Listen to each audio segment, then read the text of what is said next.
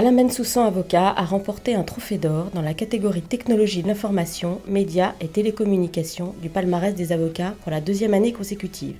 Arnaud Dumouriez, directeur de la rédaction du Monde du droit, a interrogé Alain Bensoussan, fondateur du cabinet, qui est revenu sur la spécificité d'Alain Bensoussan, avocat, et les nouveaux axes de développement comme le droit des robots. Nous sommes très fiers. Et d'abord, je voudrais commencer par un remerciement. Vous avez quand même modifié les lignes qui existaient dans ce domaine entre les juristes et les avocats. L'association des clients des juristes d'entreprise avocats me paraît vraiment une merveilleuse idée.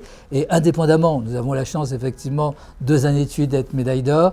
Indépendamment de cela, je dois vous dire merci pour l'ensemble des juristes, que ce soit les juristes internes ou les juristes externes, ou les futurs avocats internes et les avocats externes. Merci effectivement d'avoir mis en place cette nouvelle organisation et de manière générale tout ce que vous faites pour le monde juridique.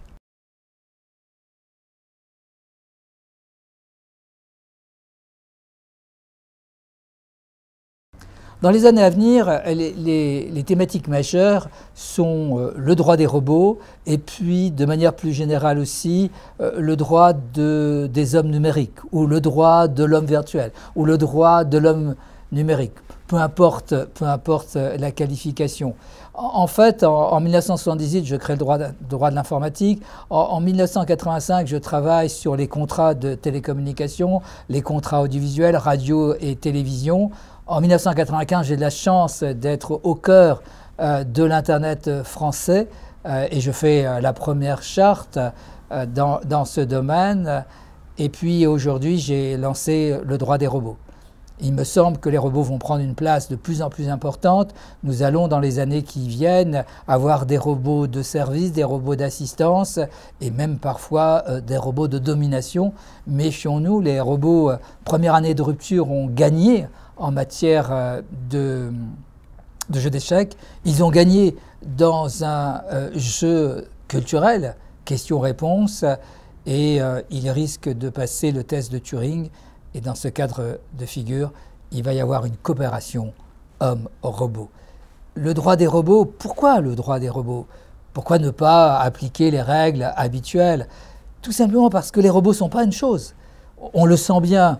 Et puis on ne peut pas appliquer le droit des humains. Ils le seront peut-être, j'espère, jamais. Pas plus que le droit des animaux. Il n'y a pas encore de sensibilité. D'une certaine partie, il faut appliquer le droit des choses, et notamment la directive machine. De l'autre, il faut plutôt appliquer un droit relatif à la décision humaine, l'équivalent de la décision humaine par l'intelligence artificielle. J'ai créé le genre robot, 1 homme, 2 femmes, 3 robots, pour bien montrer que les robots ont des droits et des obligations et que l'on est en face d'une nouvelle forme de relation juridique, de coopération homme-machine, mais une machine qui est capable de vous comprendre et parfois peut-être de vous dominer, en tout cas dans certains segments. Par exemple celui des capteurs.